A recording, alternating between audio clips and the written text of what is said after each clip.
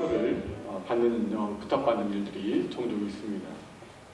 후배 목사들로부터 청비 추천서를 부탁받기도 하고, 또 청년들 가운데에는 대학원 진학이나 또는 장학금 신청을 위해서 추천서를 써달라고 부탁을 하기도 합니다. 또 교인들 가운데에는 새로운 직장을 구하거나 또는 영주권을 신청할 때 추천서를 부탁하기도 합니다. 저는 추천서를 써드릴 때 형식적이고 두리뭉실하게 그렇게 쓰지 않습니다. 왜냐하면 이름과 사인만 들어가도 파워를 발휘하는 그런 유명한 목사가 아니기 때문에 제 추천서가 최소한 그 지원하는 그분에게나 또는 그 추천서를 받는 교회나 그 기관에 실제적인 도움이 될 수 있도록 조목조목 실제적인 근거를 들어가며 추천서를 써드립니다. 그래서 가장 곤란할 때가 언제냐면 그 사람에 대해 잘 모르는데 우리 교회 교인이 아닌데 추천서를 부탁할 때입니다. 참 거절하기도 참 난처합니다. 못 써주겠다고 하면 다른 교회 목사님을 찾아가서 더 멋진 추천서를 받아옵니다. 이 일을 어떻게 합니까? 그래서 가장 못 믿을 것이 목사의 추천서다, 이런 말이 또 있습니다. 그런데 만약 사도 바울의 추천서를 받았다고 한다면 이야기는 전혀 달라질 것입니다. 대사도인 바울의 추천서를 받는다는 것은 곧 그 내용의 진실성뿐만 아니라 그 무게감을 결코 무시할 수 없기 때문일 것입니다. 오늘 우리가 함께 읽은 로마서 16장 1절, 2절 이 내용은 한 자매를, 베베라고 하는 한 자매를 로마 교회에 추천하는 바울의 추천서입니다. 베베가 어떤 자매이길래 바울이 로마 교회에 직접 추천서를 이렇게 썼을까요? 우리는 그 베베라는 그 자매에 대해서 오늘 함께 말씀을 나눠보고, 또 우리가 어떻게 또한 하나님과 또 교회와 또 성도를 섬겨야 될 것인지 우리가 함께 말씀을 받기로 하겠습니다. 첫째, 이 베베라는 이 자매는 교회의 빛나는 일꾼이었다는 것입니다.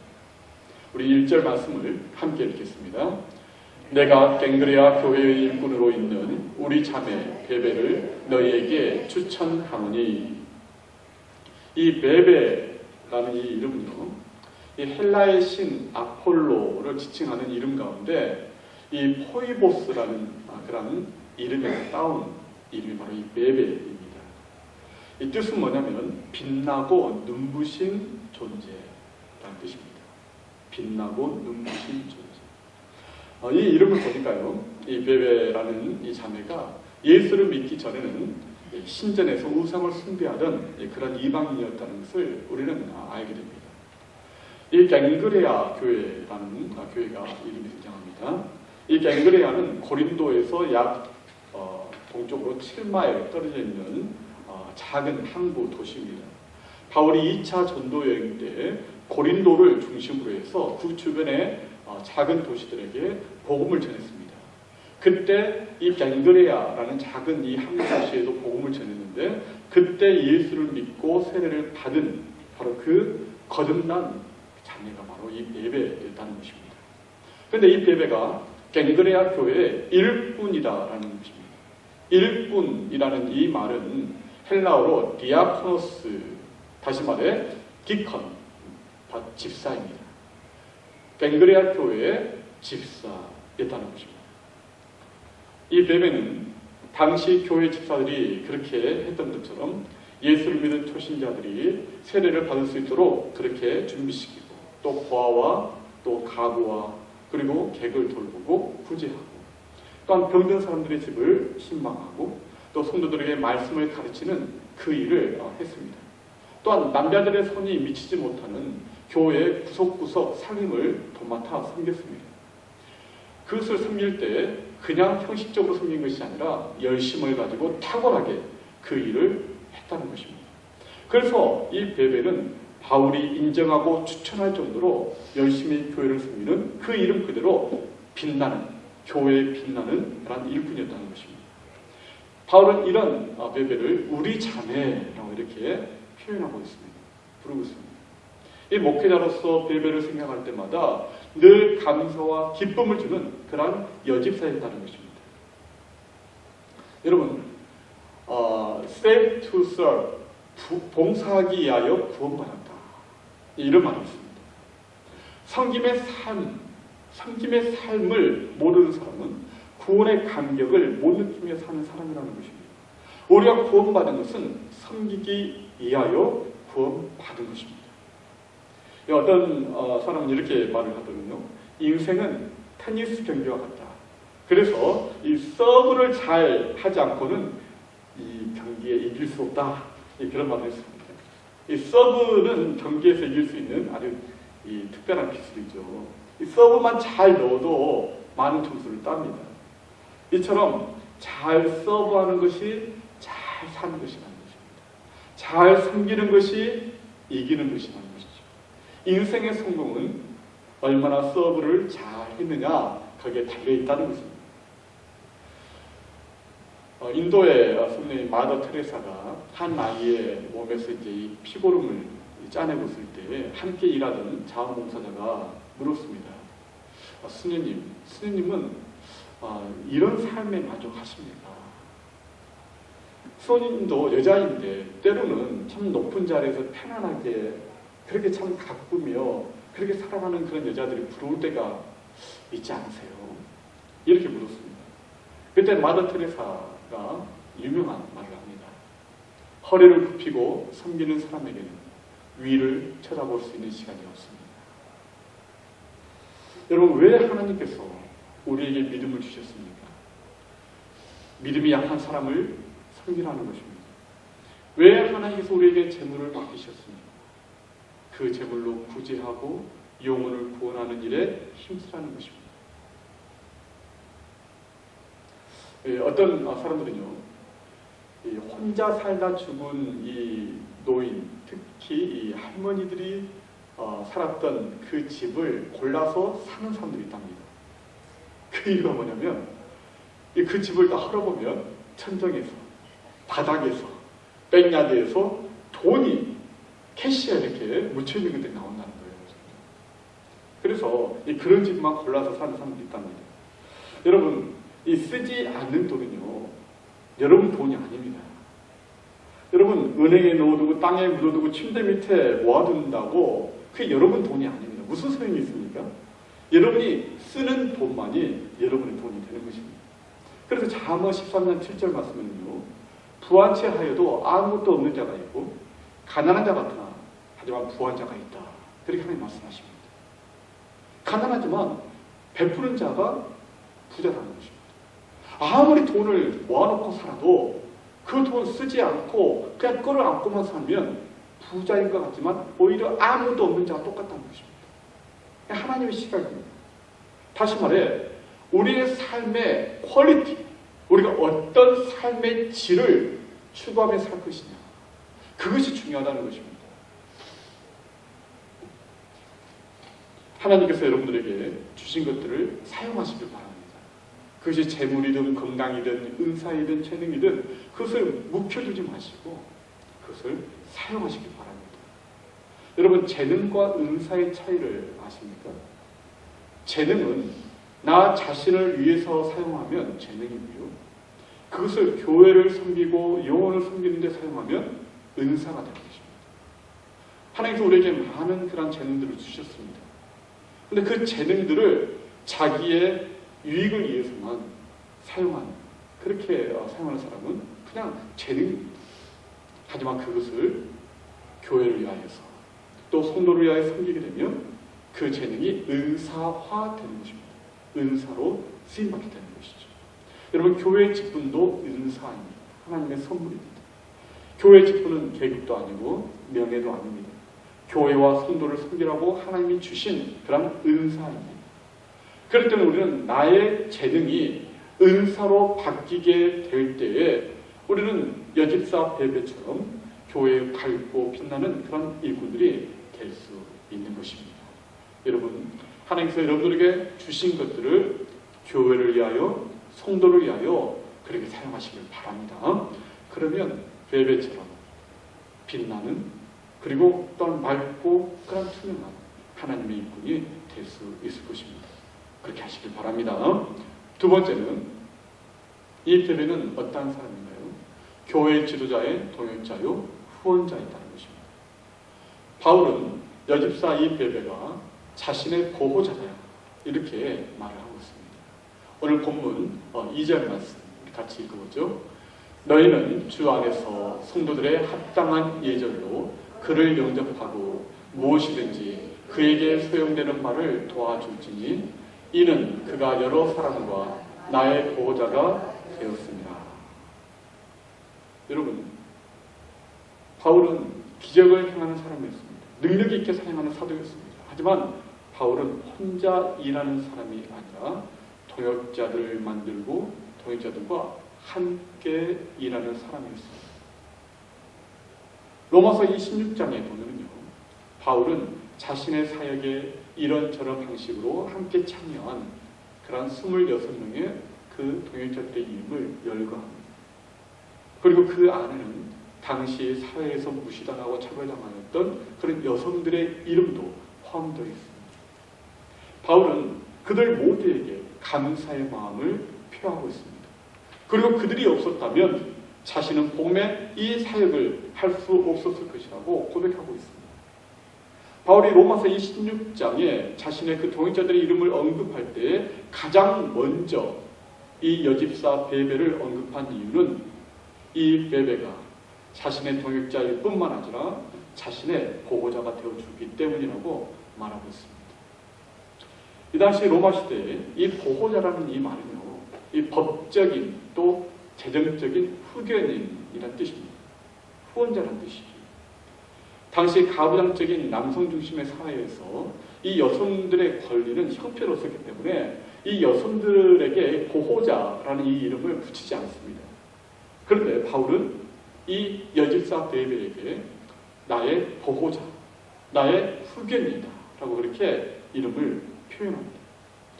바울의 그 사역을 돕는 교육자일 뿐만 아니라 빌보 교회의 여성 사역가였던 루디아처럼 바울의 사역을 위해 아낌없는 재정 후원을 했다는 뜻입니다. 이 여집사 베베는 바울을 도왔습니다. 오늘날 교회 지도자들에게도요, 여러분의 사랑과 또 지원과 기도가 필요합니다. 혼자서 사역할 수 있는 지도자는 아무도 없습니다. 목회자는 기도를 많이 하는 사람이기보다는 기도를 많이 받아야 하는 사람이다라는 그런 말이 있는 이유가 바로 이것입니다. 바울에게 바나바와 실라가 없었다면 어떻게 됐을까요? 바울에게 브리스길라와 아굴라 부부가 없었다면 어떻게 되었을까요? 디모데와 디도가 없었다면 바울의 사역이 과연 열매를 맺고 계속 개선될 수 있었을까요? 루디아와 또 베베아와 같은 이러한 보호자, 후견인들이 없었다면 바울이 선교 사역에 정말 그런 힘과 또한 재정을 얻을 수 있었을까요? 바울은 지금 로마 교회에 자신 있게 이 여집사 베베를 추천합니다. 이 로마서 성경을 로마에 가지고 로마 교회 성도들에게 전달하는 그 일을 한 이 베베에게 로마 교회를 향해서 이렇게 이야기하고 있다는 것입니다. 성도들의 합당한 예절로 그를 영접하고 무엇이든지 그에게 필요한 것들을 다 공급해 주라는 것입니다. 여러분, 여자라고 해서 함부로 대하지 말라는 것입니다. 그리스도인의 예절을 깍듯이 갖추어서 이 여집사 베베를 영접하고 그리고 필요한 것은 뭐든지 다 공급해 주라고 로마 교회에 당부합니다. 여기에서 이 그리스도인의 예절이란 말은 경건한 태도를 말하는 것입니다. 경건한 태도를 가지고 그리고 품격 있는 크리스찬의 예절을 가지고 이 여집사 베베를 대해야 한다는 것입니다. 성도들이 합당한 예절로 서로를 대한다는 것, 이것은 교회 안에서 너무나 중요한 일입니다. 여러분, 화가 빈센트 반 고흐를 여러분 잘 아실 것입니다. 근데 이 빈센트 반 고흐가요, 원래는요 신학생이었어요. 목사가 되기 위해서 신학 공부를 하는 신학생이었습니다. 그래서 가끔 이 고흐가 설교를 할 때가 있었습니다. 근데 여러분, 신학생이 설교를 잘하면 얼마나 잘하겠습니까? 근데 그의 설교를 듣고 일부 교인들이요 비판합니다. 그 비판의 말을 듣고 이 빈센트 반 고흐가 그만 좌절해 버립니다. 그리고 나는 목회의 자질이 없어. 나는 훌륭한 설교자가 될 수가 없는가 봐. 그리고 그 목회의 길을 포기해버리고 그림을 그리기 시작했어요. 후대 사람들은 이 빈센트 반 고흐가 진로를 잘 바꿨다 이렇게 말했지만, 하지만 고흐의 한 이 전기 작가는요, 만약 고흐가 자신이 가진 그 열정과 창의력을 가지고 전도자로 헌신했다면, 목회자로 헌신했다면 인류는 역사상 가장 위대한 설교자를 얻을 가능성이 있었다라고 그렇게 말했습니다. 결국 인류는 위대한 화가를 얻을 수 있었을지는 몰라도 위대한 목회자, 위대한 설교자는 잃어버렸다는 것입니다.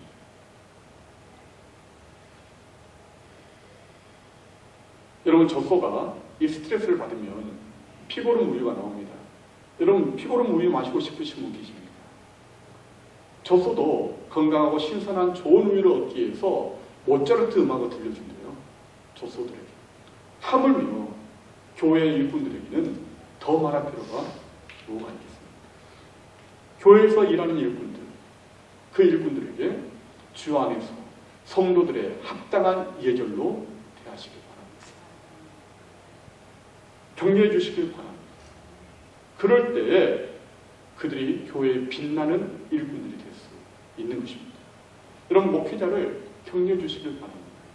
여러분, 목사가 교회를 키우는 것이 아니고 교회가 목사를 키우는 것입니다. 위대한 목회자로 길러내는 것은 바로 교회입니다. 바울이 위대한 기독교 역사의 신학자요, 선교사요, 목회자가 될 수 있었던 것도 바로 수많은 사람들의 기도와 그리고 격려와 그리고 이 베베와 같은 후원자들이 있었기 때문에 가능했던 것입니다. 물론 그 어떤 사람도 또 그 어떤 교회도 완벽하지는 않습니다. 하지만 그 불완전함 때문에 교회를 떠나거나 아무것도 하지 않는 핑계거리를 삼아서는 안 되는 것입니다. 바울은 교회의 실수와 부족함에도 불구하고 바울은 교회를 그리스도의 몸인 것으로 확실하게 믿었습니다. 교회가 영혼권의 사명을 감당할 이 땅의 유일한 하나님의 기관임을 믿었습니다. 그래서 바울은 교회를 소중히 여겼고 교회의 능력을 믿었고 그리고 교회를 위해 자신을 헌신했습니다. 여러분, 의심이 들면 일을 맡기지 마십시오. 하지만 일단 일을 맡긴 후에는 의심하지 마십시오. 여러분, 의심이 들면 결혼하지 마십시오. 하지만 결혼한 후에는 의심하지 마십시오. 의심이 들면 채용하지 마십시오. 하지만 채용한 후에는 의심하지 마십시오. 살다 보면 의심이 들 때도 있습니다. 하지만 선한 변화를 원한다면 의심하지 마시고 기다려 주십시오. 비합리적으로 의심하는 것보다요, 때로는 속는 것이 더 낫습니다. 그게 더 우리의 건강과 영혼에 유익이 될 때가 있습니다. 바울은 자신이 한 번도 방문한 적이 없는 그 로마 교회에 보면 이 편지, 다시 말해 우리가 오늘 읽고 있는 이 로마서를 인편으로 보내야 했습니다. 그때 당시에는 페덱스가 있는 것도 아니고 DHL이 있는 것도 아닙니다. 사람이 직접 들고 가야 했어요. 또한 이 로마서를 직접 이 파피루스 양피지에다가 썼기 때문에 이 분량이 부피가 장난이 아닙니다. 이 여자 혼자서 그 두루마리를 끌어안고 이 고린도에서 로마까지 이 875마일 이 거리를 여행한다는 것은요, 이건 남자들도 힘든 그런 어려운 일입니다. 그런데 이 로마서, 이 편지를 로마까지 운반해서 전달할 바로 그 적임자로 바울이 여자인 여집사 베베를 선택했다는 것입니다. 베베가 바로 최적의 사람이라고 그렇게 선택했다는 것이죠. 그만큼 이 여집사 베베에 대한 신임이 두터웠다는 것입니다. 그만한 능력이 있다라고 확신했다는 것입니다. 여러분, 사람에게는 인정받고자 하는 욕구가 있습니다. 그래서 인정받는 사람은 행복합니다. 그런데 인정받는 것보다 더 행복한 사람이 있습니다. 그 사람은 선택받은 사람입니다. 하나님께 선택받고 교회로부터 선택받고 또한 목회자로부터 스텝받는 사람, 정말 행복한 사람이죠. 베베는 진정 행복한 사람이었을 것입니다. 이런 베베 집사의 수고가 없었다면, 또 헌신이 없었다면 로마 교회가 든든히 복음 위에 서지 못했을 것입니다. 또한 로마서가 우리 손에 전달되지도 못했을 것입니다. 이 로마서는 여러분들이 잘 알다시피 성경에서 이 복음의 이 교리를 핵심을 가장 잘 요약하고 있는 복음의 정수입니다. 또한 로마서는 수세기에 걸쳐서 사람들의 삶을 변화시키고 세상을 바꾸었습니다. 어거스틴은 로마서를 읽다가 오직 의인은 믿음으로 살리라 기록된 로마서 1장 17절 말씀에 충격을 받고 그가 회개하고 그리스도께 돌아왔습니다. 또한 이 로마서 1장 17절은 마틴 루터의 삶을 완전히 바꾸어 놓았습니다. 그래서 종교 개혁을 일으켜 교회를 새롭게 한 것입니다. 감리교의 창시자 요한 웨슬리는 로마서 주석서의 서문을 읽다가 마음이 뜨거워지면서 구원의 확신을 얻게 되었습니다. 철로역정을 쓴 존 버녀는 로마서 3장 24절 25절을 읽다가 내가 하나님의 은혜로 값없이 구원을 받았다는 것을 믿고 비로소 죄책감과 또 이 심판의 두려움에서 벗어나 마음의 평안을 얻었다라고 그렇게 말했습니다. 오늘날 신자들도 이 베베가 로마 교회에 전달한 편지를 통해 복음을 깨닫고 구원과 경배를 받고 있는 것입니다. 저는 말씀을 준비하면서 생각해 보았습니다. 나에게도 자신 있게 추천할 만한 교회의 빛나는 일꾼들이 있는가? 여집사 베베처럼 우리 교회를 대표해서 다른 교회에 내세울 만한 그런 사람들, 그런 여집사들이 있는가? 그 생각을 해보았습니다. 우상을 섬기던 이름 모를 한 여인, 이 베베가 예수를 믿고 변화되어 이제는 교회에 찬란하게 빛나는 일꾼이 되었습니다. 그리고 이 복음의 편지 로마서를 전달하는 그런 하나님의 사신이 되었습니다.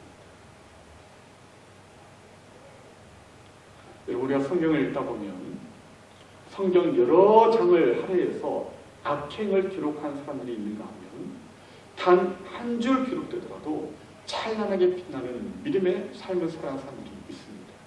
바로 여집사 베베가 바로 그와 같은 사람입니다. 하나님이 어떤 인생을 기뻐하실지는 물어볼 필요가 아니겠습니까?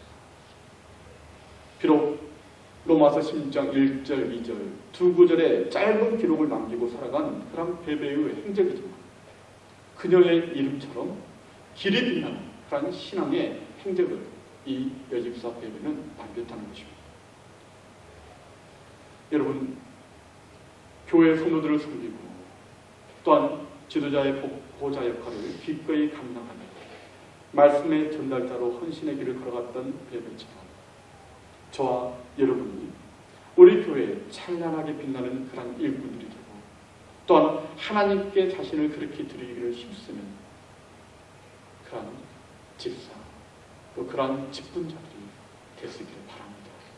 여러분, 오늘 이 말씀을 통해서 하나님께서 우리에게 주신 바로 하나님의 그 말씀인 줄 믿습니다. 여러분, 그 말씀 붙들고 주여, 제 인생이 짧은 한 줄로 그렇게 기록되는 인생이 된다 할지라도 맑고 빛나는 그런 교회의 일꾼이 되어 주옵소서. 하나님의 마음에 기쁨이 되는 그런 일꾼이 되어 주옵소서. 그렇게 살다가 그렇게 가게 하여 주옵소서.